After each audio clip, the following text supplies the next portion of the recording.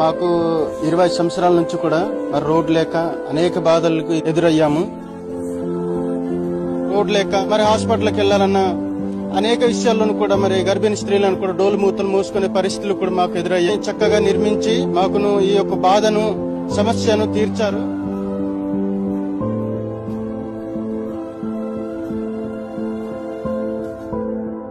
పవన్ కళ్యాణ్ గారికి మేము గ్రామ తరపు నుంచి మేము కృతజ్ఞతలు తెలియజేసుకుంటున్నాము.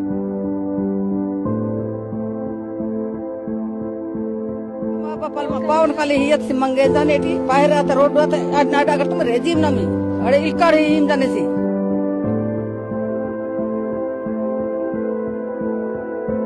ఇంత రోడ్డు చేసి మాకు మేలు చేసినటువంటి పవన్ కళ్యాణ్ సార్ మీకు ధన్యవాదాలు సార్.